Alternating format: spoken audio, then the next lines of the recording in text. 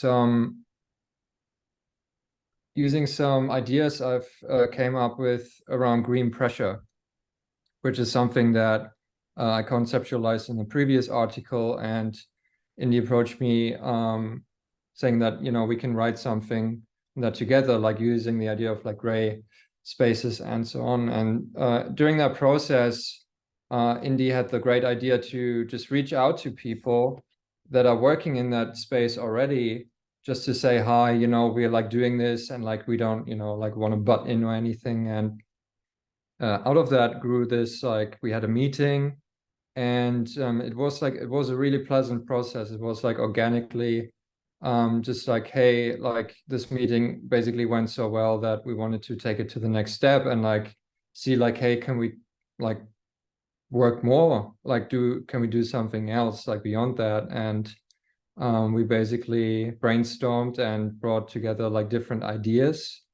And you know, one thing came to the next. Like I started making a WordPress website and like an Instagram account and so on, like to just like, you know, like it is with like different projects, whether it's like, you know, a DIY label, like a music label, or like a skate brand or whatever. Like you have all these like ideas, and then you just give it a name basically, and it's just like a way of facilitating that. So we came up with the name SHRED, like as an umbrella term for like all these things that are important for us, like environmentalism and well-being and so on, and equality.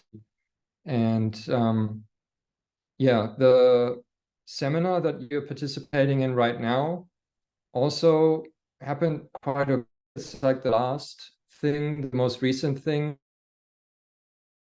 I guess, developed. It came out of the serendipity that Indy missed out on Harry's presentation at the Stoke sessions in the United States, and wanted to invite him to present on his topic. And then I wasn't able to present there as well, so we figured, yeah, let's do that online. So yeah, and now we have this like great series where we come together and share our thoughts and research. So I'm totally excited about that. Besides this SHRED seminar series, we also have planned to do a formal launch next year. Possibly not only in one place, but in different places, with like maybe a screening, like a movie, maybe a movie festival, film festival. We're planning that, and I don't want to promise too much, but yeah, we have a formal launch with like a mini, maybe symposium conference type of event linked to that next year. And we're also working on a zine, which is called Green Pressure, and it's like forming around that idea of green pressure that I have. Basically, the idea with that is it's going to be a decentralized zine that puts the finger on like green pressure, in the sense that we want to introduce people who are working with the waste that skateboarding produces, but not in a way of saying like, hey, you need to do something as well, but like more in the sense of, hey, look what these people are doing, you know, maybe it's inspiring, and kind of working in that sense. So I've got the idea to do that digitally, but also in a way that it can be printed, and it's going to be distributed around skate shops, record shops, cafes, and whatnot. And I'm also thinking to do it in a way that we can have QR codes on stickers, so we can, you know, distribute those around skate spots and skate parks. So if people don't want to have like the paper version, or people don't want to produce the paper version, which is fine too, we can distribute it in that way. And yeah, for the first issue, I've collected a bit of material, and yeah, it's going to be focused around like just like brainstorming ideas of like what people are doing with all that waste that we produce in skateboarding in a creative manner. So yeah, Indy, let me know if I missed out on anything. I think that was a bit of a mishmash. That's perfect. That's great. So as when you joined us, Ben, I think I was saying this is probably the last talk for the year. There's a Oh, I think there's a window in December, but it's a pretty busy month. So yeah. Yeah. So if anyone wants to get involved, please reach out to Ben and to the SHRED account, and I think it goes to our email on the web, doesn't it, Ben? Yeah, it does. Yeah, the Yeah. Gmail. Yeah, just so if anyone wants to reach out via the SHRED account or to us individually or via the web, we'll get that. So now I'm going to throw over to Tom. Tom is our wonderful guest host tonight, this morning. Thank you, Indy. Yeah, apologies for being late. I have also been caught out by the messing with time that we do every now and again. But thank goodness for Indy and her organized manner. So thank you very much for prompting me, and thank you very much for also offering this opportunity to chair this session. I'm really excited to do so and honoured. I had a few notes prepared. Ben has ticked off most of them about what was coming with the SHRED series. I took a brief look over the website and the Instagram, and yeah, it sounds really exciting. The zine I'm really excited for, and the small film festival, fingers crossed on that. That'd be awesome.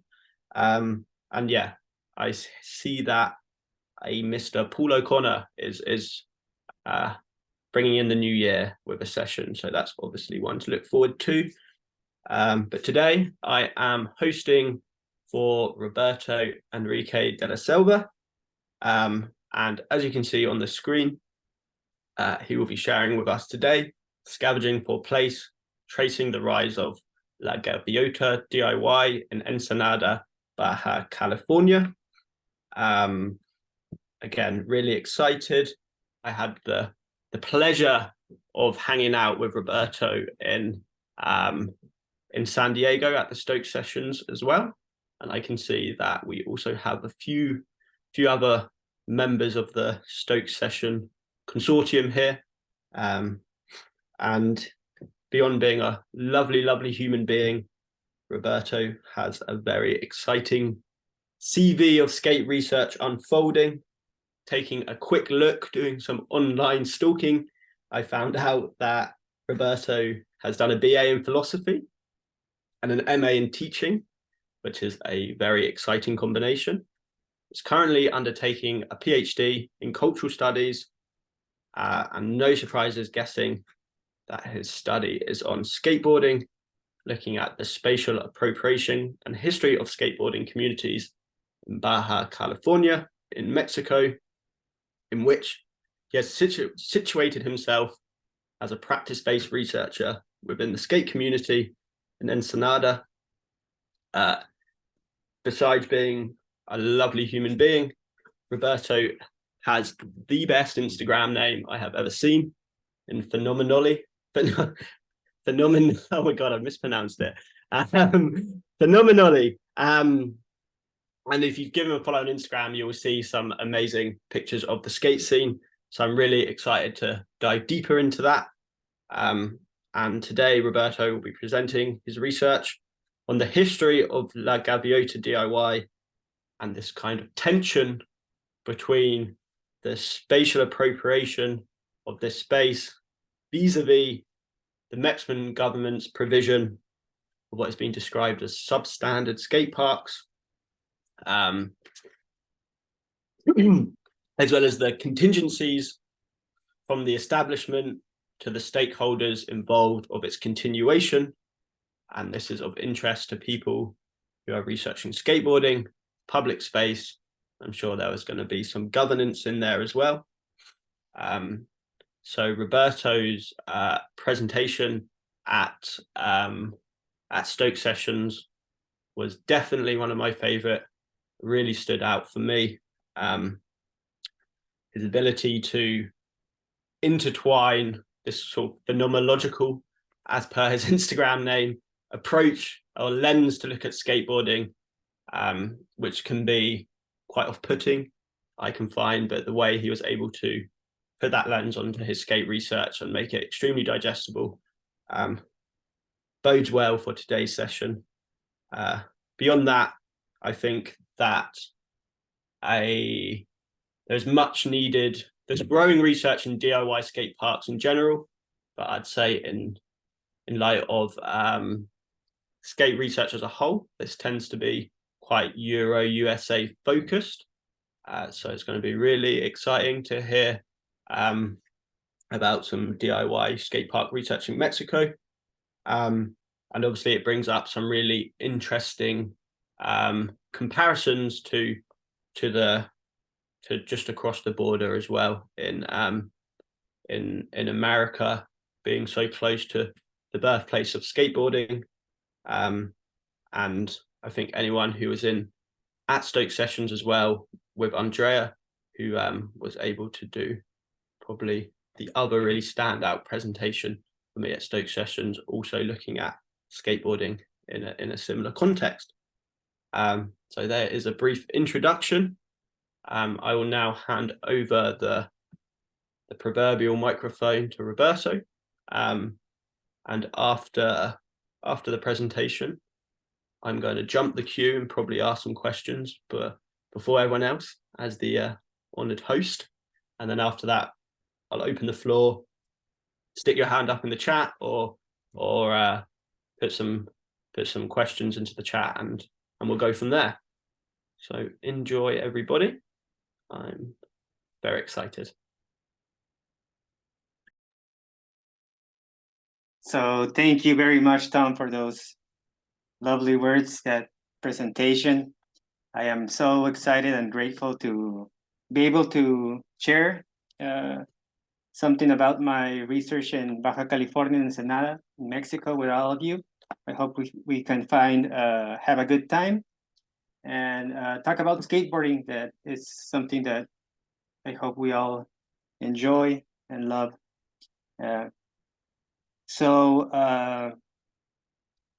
Tom, he also is done his own research on DIY culture, so he will surely have some great things to say later on about this. What I'm going to share, just like Tom said, is part of an ongoing research project I am currently conducting based in Tijuana. Although my research is in Ensenada, I study in Tijuana, and it's not that far away. And it's on spatial appropriation practices, which is not that new of a angle to study skateboarding, but like Tom said, there's not much about it in Mexico, in the Mexican scene. So I'm giving it a try. I've really tried to summarize the historical part of this presentation as much as possible, but it is a challenging task to summarize about 30 or 40 years of history of skateboarding in one place. But so I'll have to leave a bunch out, and I hope it's enjoyable that way.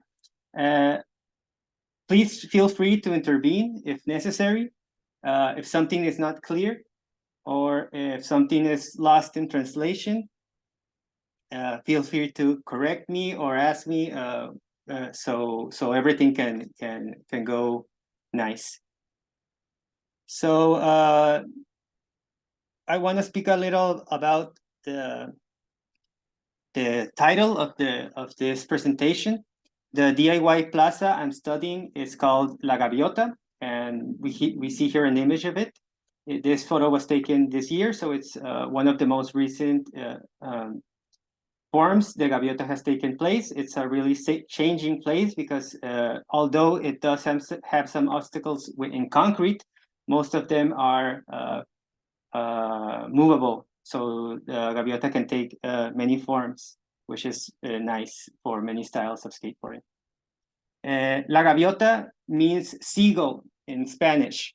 Ensenada is in a coastal area near a port, so we have a lot of seagulls, which are like birds that are usually near the coast. It's a really interesting reason why this plaza is called popularly La Gaviota. This is not its official name. What the image you're seeing there is like this clock monument that was placed when this civic plaza was created in 2004, 2005.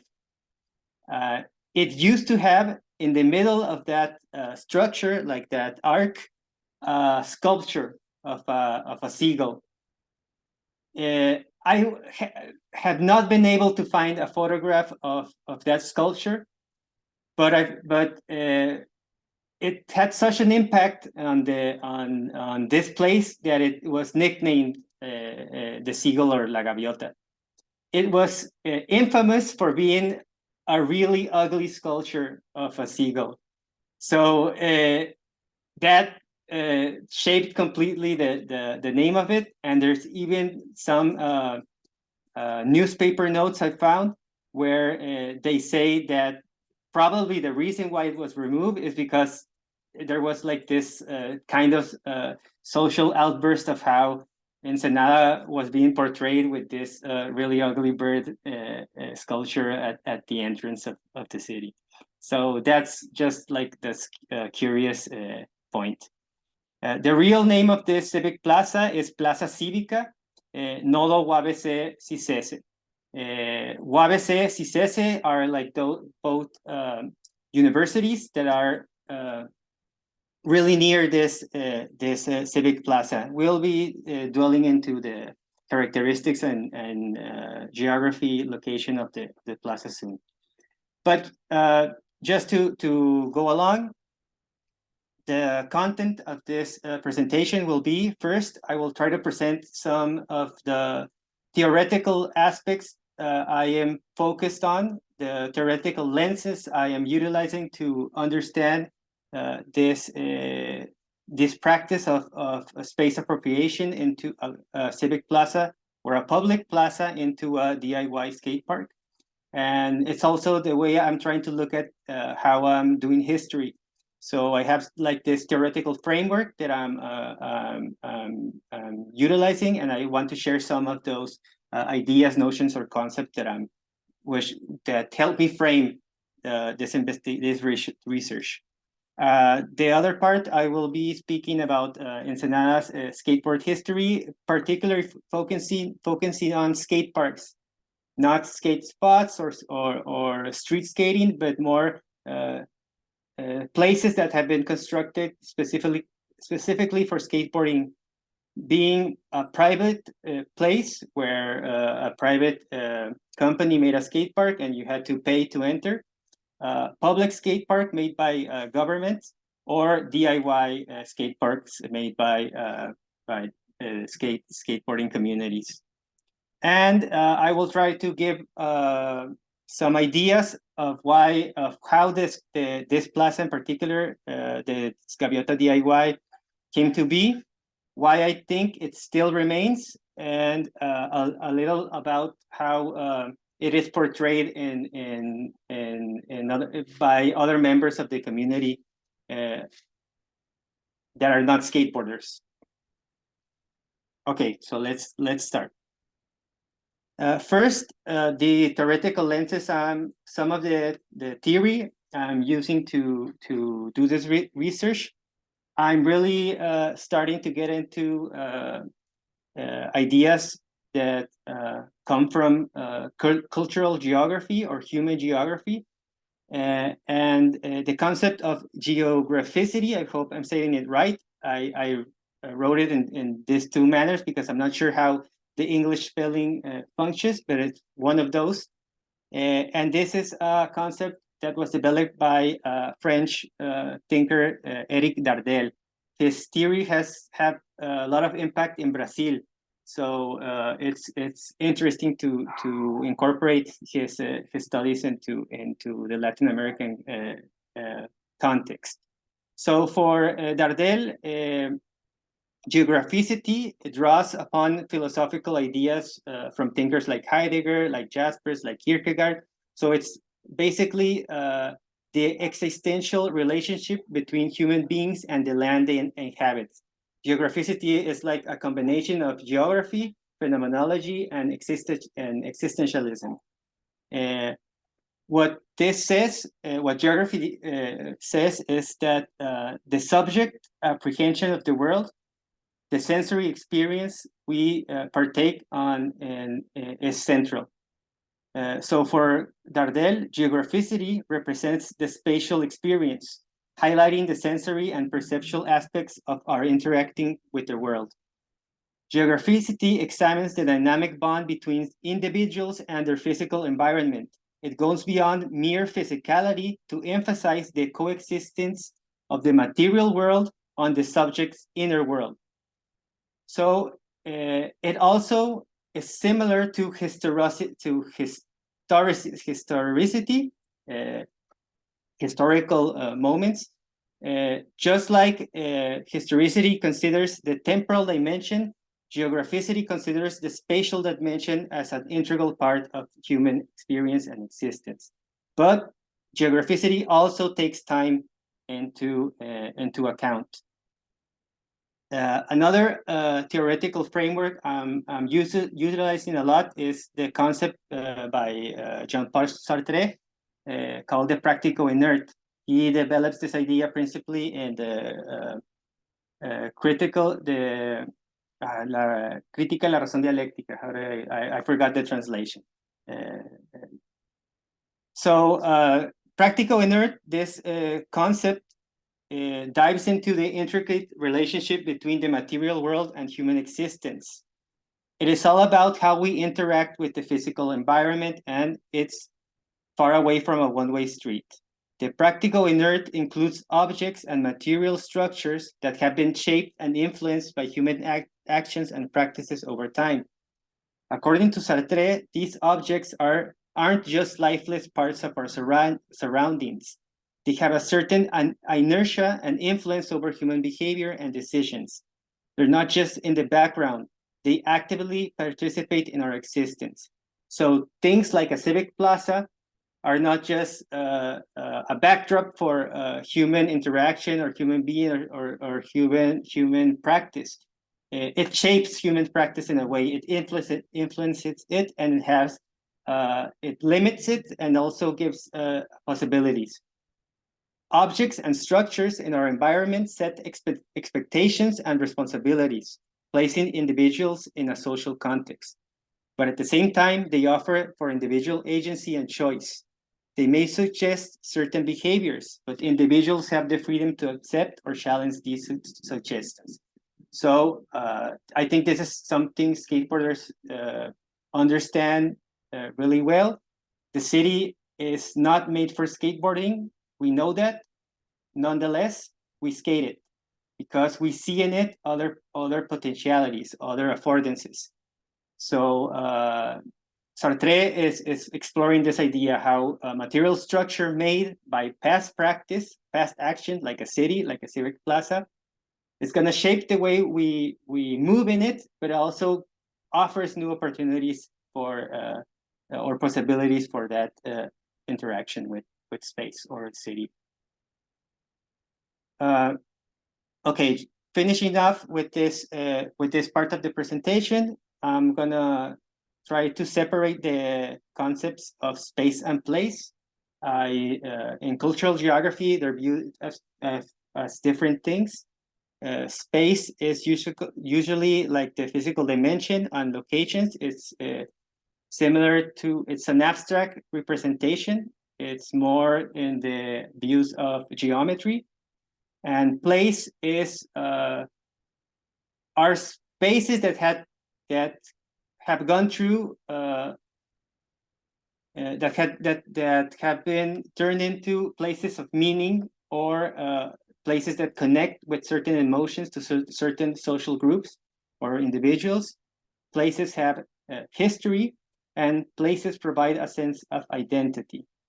Okay. Places are constructed and experienced as material ecological artifacts and intricate networks of social relationships. They are the core of imagination, beliefs, aspirations, and desires. So spaces like this abstract view and places this existential or lived view of our physical environment or a city. Finally, I'm really utilizing, because I'm studying cultural studies right now, so I'm influenced by many ideas from important intellectuals from this area, like Lawrence Grossberg, and he speaks on radical contextualism.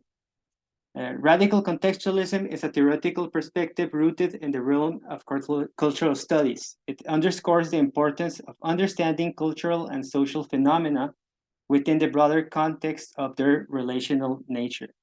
It proposes that no cultural practice or event can be fully comprehended in isolation. Instead, their identity, significance, and effects are intricately linked to the complex web of connections that surround and shape them. Cultural studies, in this sense, demonstrate a commitment to the openness and contingency of social reality, where change is the constant and the norm.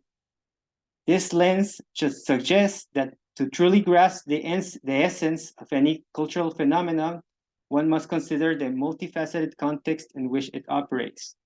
This context encompasses historical backgrounds, social interactions, political influences, and the broader cultural environment. So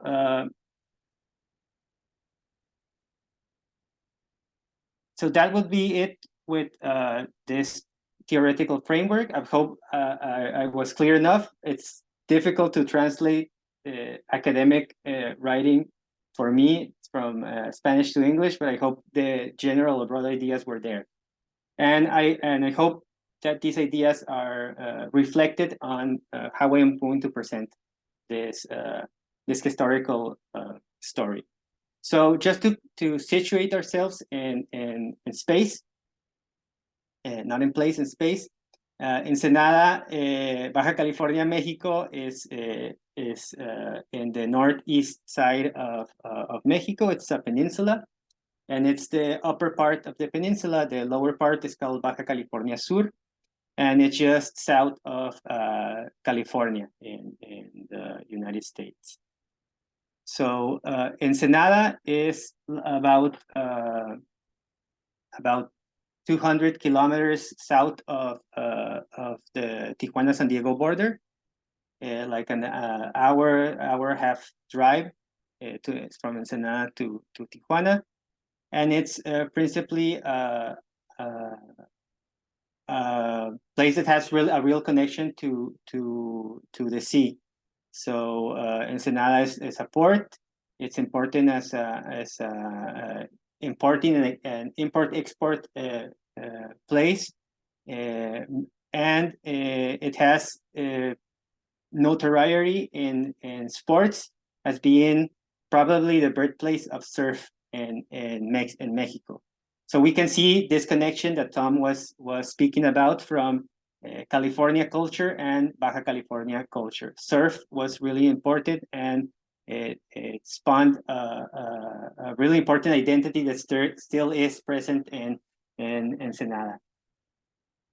La Gaviota, this public DIY, is on the northern east side of Ensenada. It's interesting because it's not a really central spot.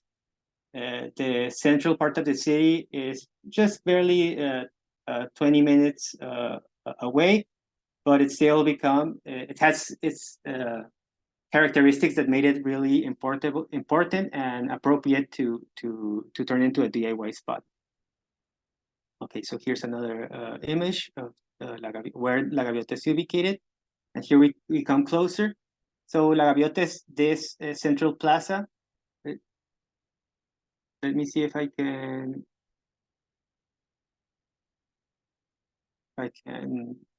get like a laser point or something.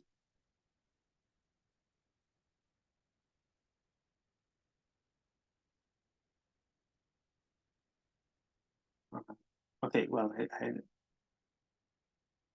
okay, never mind. So La Gaviota is this central civic plaza. It's really big place.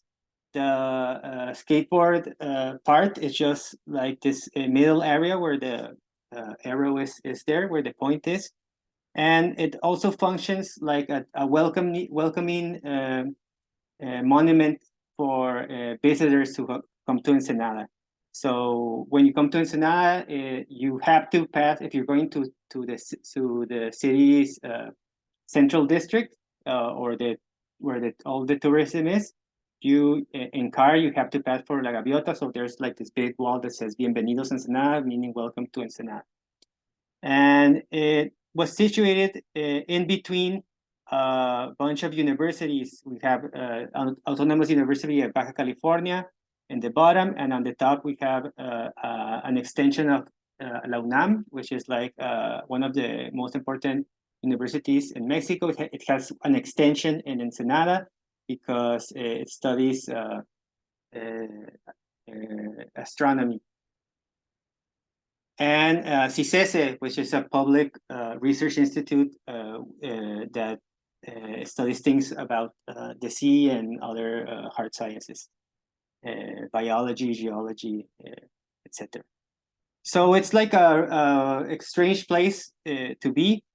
And we're going to speak a bit about why it was built there, and why, and what was not made, what contingencies happened so this could be appropriate to skate.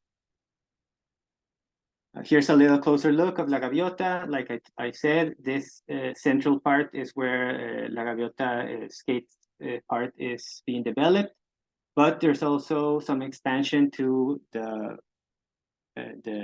part on your left, and way left you can see like this wall that is this welcoming wall that has this "Welcome to Ensenada," "Bienvenido Ensenada" part.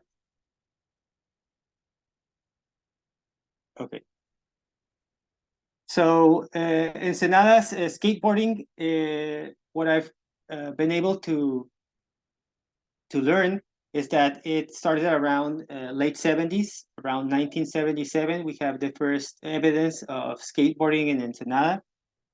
These are pictures from those times. On the right, we have Joaquín Blanco y Eduardo Moreno, two local skateboarders. One of them is still active in skateboarding. He still skates. And he has told me that this was probably the first backyard ramp built in Ensenada. You can see like the skateboards they're using are not like the modern popsicle shape. They're the first form or previous form of skateboards. And just like in California, we see that just as downhill skating was surpassed, we moved into vertical skateboarding with homemade ramps and abandoned or empty pools. Ensenada skateboard culture is, or all these guys, these first skateboarders in Ensenada, most of them were surfers also, and most of them were really influenced by the Dogtown aesthetic. So most of them still view Dogtown as an important reference for their cultural identities in skateboarding, which is interesting. And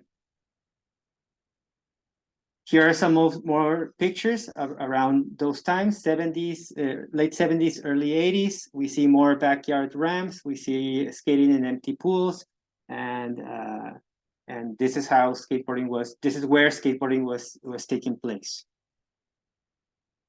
Later on, late 80s, when skateboarding style is transforming and being really popular in Baja California, we get our first private skate park in Ensenada. This was built around 88 or 89, and it was called La Garra Skate Park. La Garra means the claw. I'm not sure really why it was named that. It was a hybrid skate park. A part was concrete, like this big concrete ball. But you maybe are able to see on the far right, there's this space or this area with wooden ramps. So there were wooden ramps, a wooden half pipe. some transition, and you had this big concrete area. This became a really important spot for locals, but it had the inconvenience of being private, so you had to pay to go in and skate. Here are some other pictures from La Garra. This is the development of the obstacles, this wooden part, the half pipe, and the transition.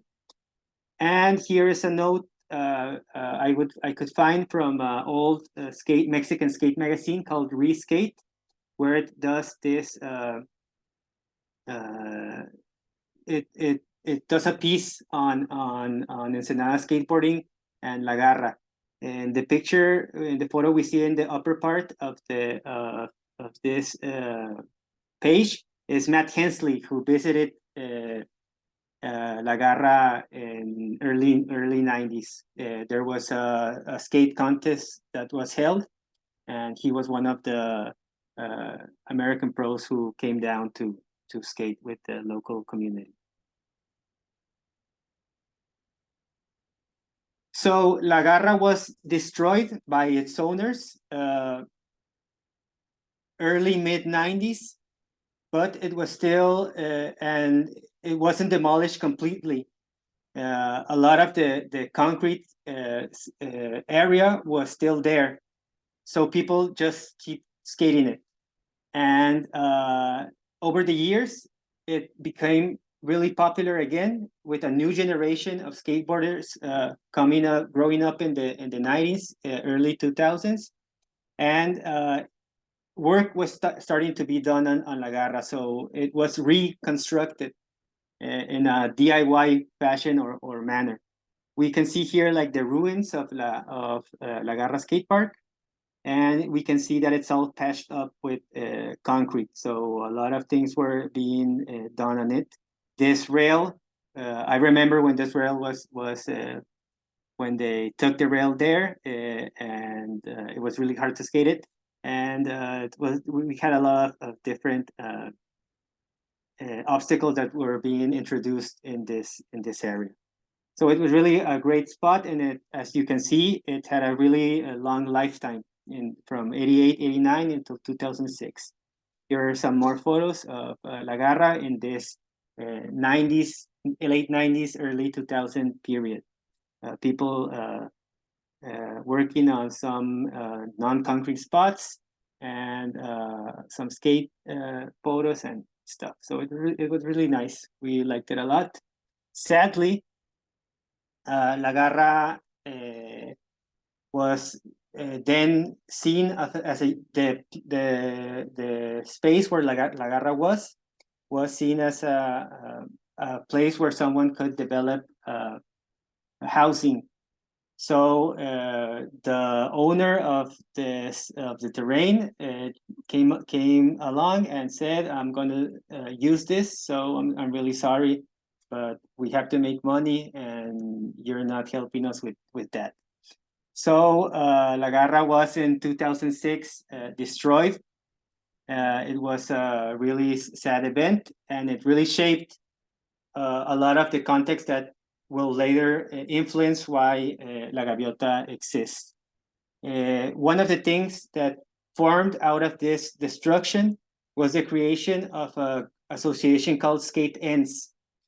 It was a local group in Ensenada that, since the destruction of La Gaviota, tried to advocate for skate places to be constructed. So they tried to talk with government officials and reclaim why there was no skateboarding spots. There's in their blog, Skate Ends, the first entry in their blog is a chronicle, like an account of Daniela, who was the president. She founded Skate Ends. She made it like this account of how she felt when she discovered that La Garra was destroyed. It's a really emotional, and I really like it, so I like to share it with you guys. So Daniela writes, imagine the scene. You wake up, and the only reason you decide to get out of bed is to hit the curb at La Garra. You rush out of your house, not giving your mom a chance to nag you about not having breakfast. You skate as fast as you can to the skate park, and you find dirt and pieces of concrete scattered around. It wasn't a nightmare. It was something we experienced a few months ago, more precisely on August 10th. Some big machines arrived, and without a second thought, they began to tear down La Garra. As the day went on and more of us passed by the area, it started to sink in what was happening. A part of Ensenada's skate scene culture was slowly disappearing. It was a night when we got together and paid one last tribute to the concrete that had many of us grow. The story I want to unfold in this piece of paper began a while ago, 5 years ago. I had the pleasure of getting to know and frequent the remains of La Garra and see the pride on people's faces for having a place like that. Almost all of us imagined that someday this would be removed. For over 10 years, there were the little stairs, the curb, the coping, and the broken little wall for the pleasure of the skaters. Left behind the day the owner decided to take down that was on his property. No one wanted to think about the future until the future was today. There's a need for public spaces dedicated solely to skateboarding. Baseball courts, soccer fields, and baseball stadiums are an everyday thing. And sometimes we don't even think about how many there are and how many there are still being built. How many skateboarding parks has the municipal government built in the last 20 years? 0. Why? Society sees you as lazy, idle, delinquent, just to avoid giving you anything. It's very easy to label people so you don't owe them anything. As simple as saying, you drink beer and that's why they shouldn't pay attention to you. So this is what Daniela wrote about the destruction of La Garra and how this vision for Skate Ends and being this group association to fight for the opening of skate places in Ensenada was formed. Another interesting spot in Ensenada, I'm not going to dwell too much on this. It's really difficult to trace Revolucion Skate Park. It was also a DIY that was nurtured by a Christian organization because these wooden ramps, the photos that are here are all from different periods of Revolucion Skate Park. But the problem is it was really near the beach. So all the sea breeze always damaged the wooden structure of these obstacles. So they were really good for a month, 2 months, and then they will all disappear because they wouldn't work anymore. And La Revolucion had like all these nice transformations. They even made like this huge wooden bowl that was really crazy to skate, but also it didn't last very much because the conditions of climate there.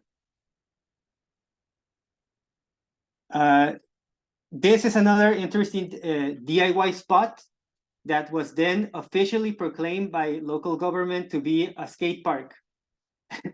This is like a river channel in Ensenada, and they put concrete on it to develop, I don't know, I don't remember exactly, but they wanted to develop like the flow and maybe make this spot useful for other activities. So immediately you got this structure, like this bank structure with curbs on the sides that was appropriate for skating. So skateboarders naturally started doing it, and they started taking ramps and rails to the place. And in this dialogue that Skate Ends had with local government said, well, you're skating El Arroyo, so might as well just call that an official place to skate. Let's call that your skate park. That's where you're gonna be able to do it without any harassment from the authorities or the police. So it's really weird because it was fun to skate, but it's like it's a way of government just washing its hands and not doing anything about the problem that is we don't have skate places. And obviously rain falls, and you can't skate River Canal anymore. And now this photo we have down with all we see a lot of grass and stuff. That's how it is today. So it's not skatable nowadays. And well, the first time local government tried to make a skate park, this is what they came up with. This was called informally La Maqueta. La Maqueta is like when they give you a class project to bring I don't know, like do your city or a house or do something, and you construct it out of little pieces of cardboard and stuff. That's a maqueta. I'm not sure how to translate it. So it's like a mini version of something. So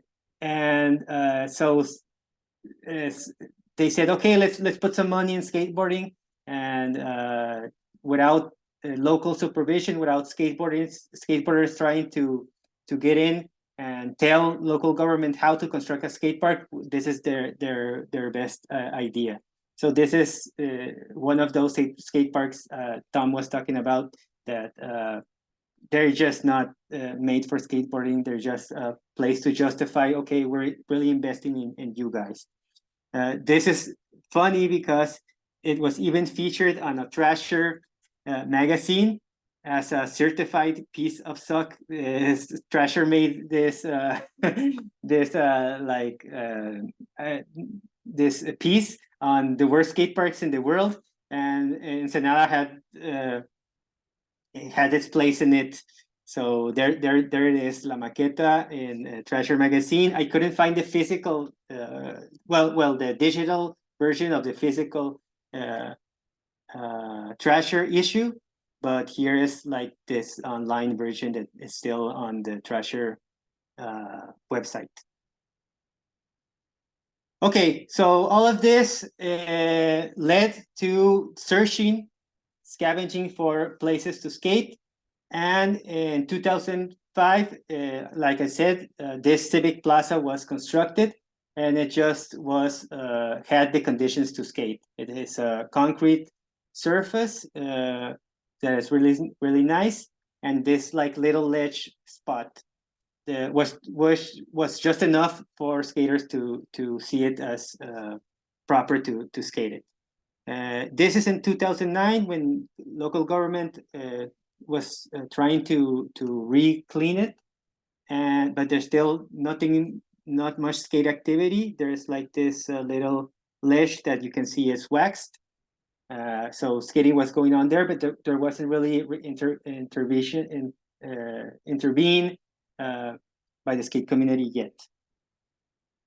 Okay, this is the same place, but now in 2022, a lot of ramps have been installed. Some rails have been permanently installed. Some concrete spots are there. And in last year, they even brought a mini ramp that has really animated this place again. Let me check my notes here. Okay.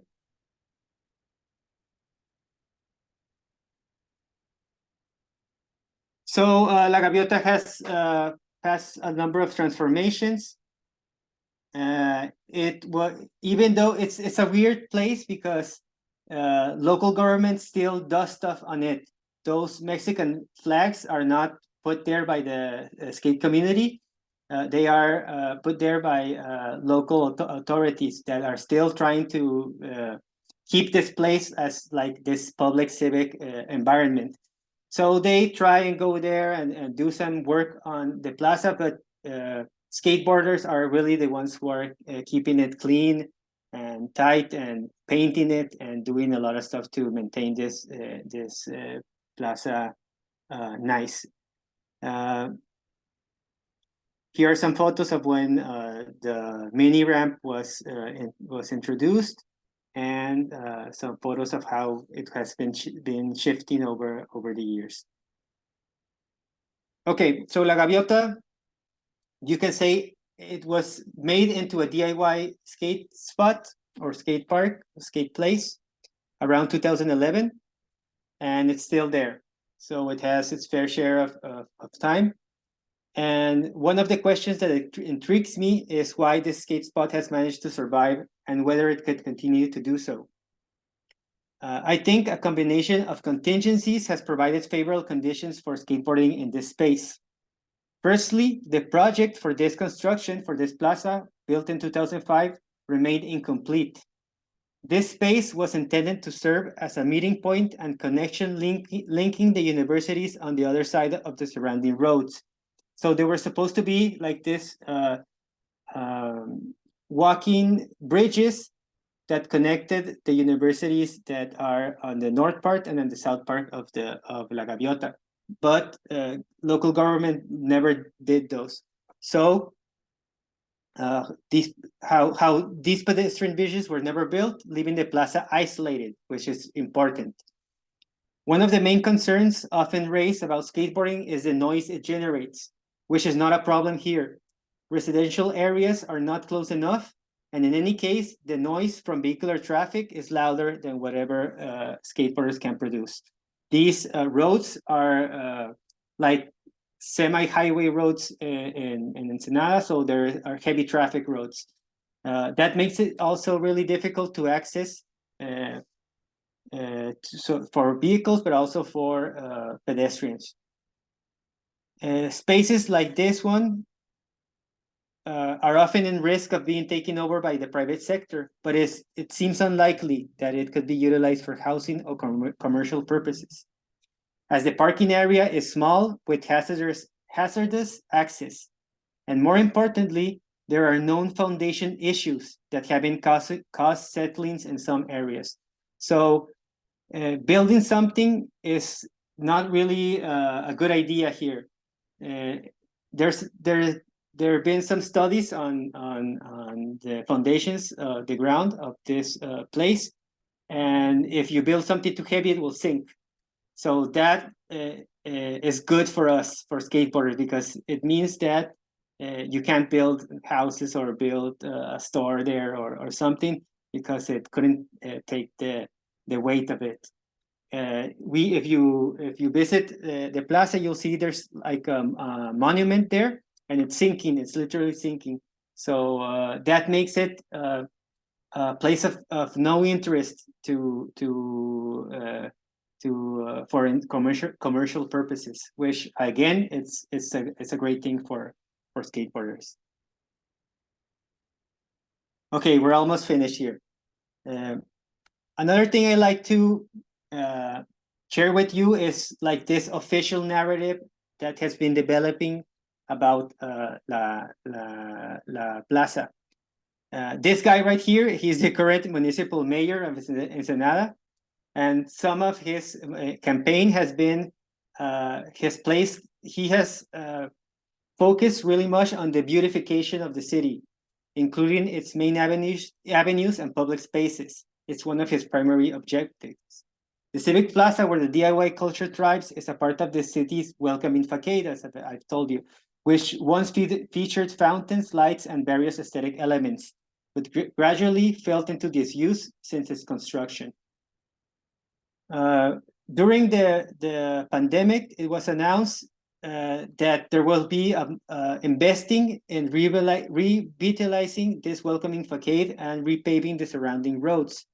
It appeared that the DIY community might come to an end. So they were saying they're going to fix a lot of the things that were not fixed in previous governments, and the roads that are beside the plaza were also going to be fixed. So in this idea of making the city more beautiful in its entrance, most of us thought that surely they're going to take away our opportunity to skate there, because skateboarding is not usually seen as so pleasing to the eye, or the skate park is not usually seen by public officials as pleasing to the eye.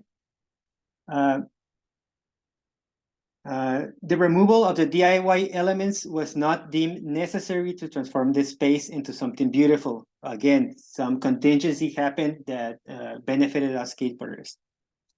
Instead, the unmistakable presence of a DIY spot was embraced by the municipal mayor as a platform. During the reinauguration of the Civic Plaza, the municipal mayor emphasized that this location underscored the need for construction of an official public skate park. He pointed out that the reason this action hasn't been taken earlier was due to the incompetence of previous leaders from opposition political parties. So he used La Gaviota as a platform to say he was going to build the skate park Ensenada has always needed, and that the DIY skate spot showed how skateboarders want and need a skate park. This skate park he promised was built. Is the one you can see in the middle photo in the back near Playa Hermosa. So it's this official skate park, which is nice, but it's as we all know, when government builds a skate park, it's also telling skateboarders where to practice skateboarding. So it has this double function: the function of providing a place to skate, but also the function of telling where skating is not meant to be, which is the street. There's also some contradictory narratives. This guy used to make a lot of spots. He went to the city and with his film crew and did these live streams in Facebook and YouTube where he was like, oh, look how we're fixing the city and all of this.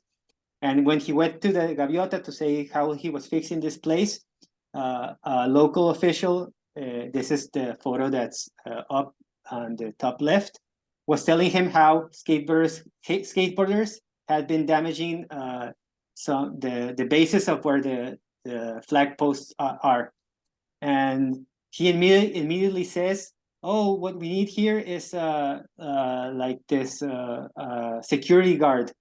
Let's bring a security guard here so no one can damage this beautiful place we're building for the community. And he said it in such a manner that he didn't blame the skateboarders, or he didn't say skateboarders need to be surveilled, but in the context of the conversation, it was completely evident. So at the same time, he still views skateboarding as a criminalizing activity while using it as a platform to promote his own political position.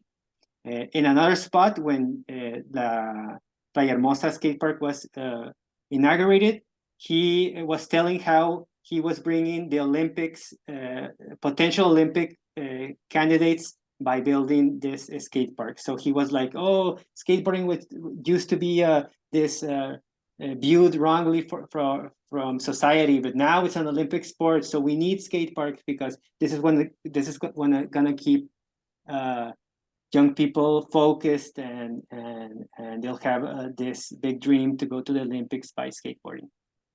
Okay, so we're almost over. One thing I wanted to also share with you is La Gaviota is home to a lot of different skateboard communities and identities. There's not one unified community that is regulating or building or helping or cleaning La Gaviota. There's a bunch of different associations and just random people that decide to go there and take a rail or take a ramp or do this or do that. And there's not like this unifying community. There's skateboarding communities or identities that are separated that are helping this place thrive. So La Gaviota is home to several skate crews, I would call them, each formed around specific interests, but all sharing a passion for skateboarding and commitment to caring and improving for the Gaviota DIY. One notable group is Girls Skate 2, whose project aims to create a healthy environment and community where girls, teenagers, and women, the future generation of women skateboarding, this is what they say in their Instagram page, can maintain a sense of belonging and feel supported. Girls Skate 2 represents all the females who also skate. Girls Skate 2 is this community that also serves as this local school for skateboarders. So girls and young women can go and learn to skateboard in a safe and inviting community. There's also Sin Marca skateboards, that is like this official skateboard brand, but it functions more as a skateboard crew. And Sin Marca emerged from the need to recover funds lost during the transfer of the mini ramp from the United States to Mexico. So this is also an interesting contingency. The people who translated this wooden mini ramp, they brought it from the United States. But crossing the border, you can't cross big quantities of wood. You need to pay to do it. So the guys from Sin Marca, they had to pay this fee, and they come to Ensenada. They're locals who live in Ensenada, but some of them work in the United States. Something I was talking with Dan at the beginning, and so he need to give a lot of money to customs officials, and he said, "How am I going to make this money back?" And in this, they came with the idea to make a skateboard company called Sin Marca, and that would help them recuperate their funds and also put money into maintaining La Gaviota. So all this like social, political conditions also had an impact on how La Gaviota is formed and being formed today. They just celebrated their first year anniversary as a company, and there was this huge event, really nice day to skate. And also, I wanted to include this because it's like a fun form of identity that also cherish La Gaviota is Carroña Skate. They have this stencil graffiti right down there in the lower left corner. Carroña Skate are a skate crew. They produce a lot of local skate videos, and they're also, some of them are also part of a hardcore punk band, which has some songs that are skate themed. So it's really fun, and you can also see they made their own boards representing their skateboarding identity. Okay, so just to end this, I would like to share this quote from Norbert Schulz, who is a Norwegian architect. This quote underscores the idea that the history of a place, in this case, the Civic Plaza turned into a DIY skate park, it's not predetermined narrative, but a product of human action and agency. The transformation of the plaza was not a predestined outcome. It was a result of actions, vision, and creativity of the skaters. As skaters repurpose the plaza, they reveal its untapped potential. What was once a mere possibility evolved into a place of cultural significance. The transformation was a process of self-realization for the plaza, a journey from potentiality to actuality through human intervention. In conclusion, the DIY skate park at the Civic Plaza exemplified the dynamic interplay of space, place, and the impact of human action.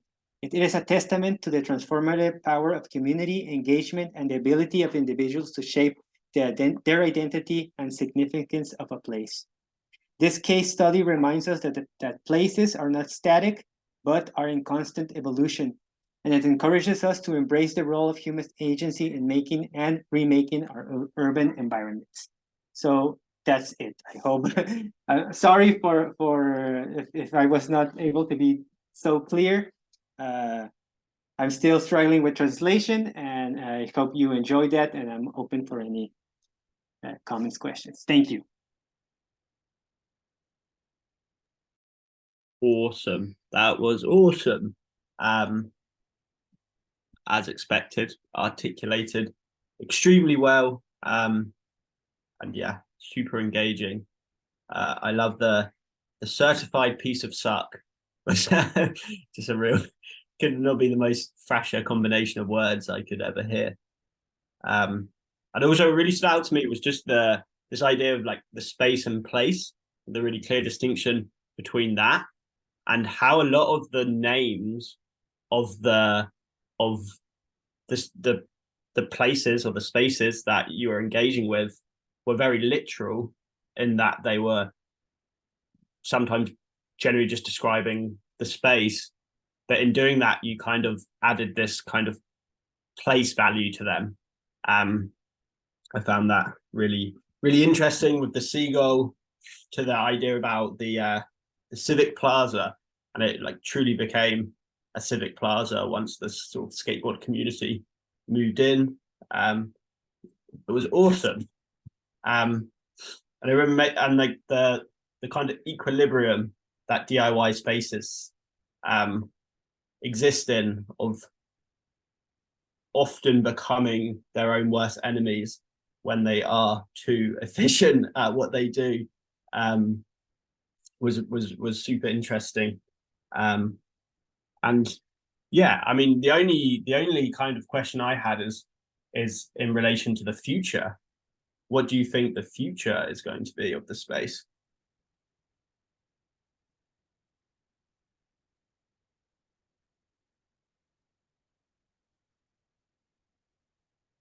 Yeah, the microphone button moved. That's like really one of my biggest interests. I think it has the potential to remain a DIY skate place, because of the things I exposed. Like there is really no way of commercial instances to come here and utilize it. I'm only scared that someone from the universities that are around this place think of it as a parking place, because UABC, the university that's really near, it's running out of parking place because it was built a long time ago, and the cities grow, so a lot of more persons are inscribing in this university, and it was not built for so much cars. So I really hope no urban developers of Ensenada hear me, but my only fear is somebody comes with the idea, oh, we should put cars there. There should be a parking spot.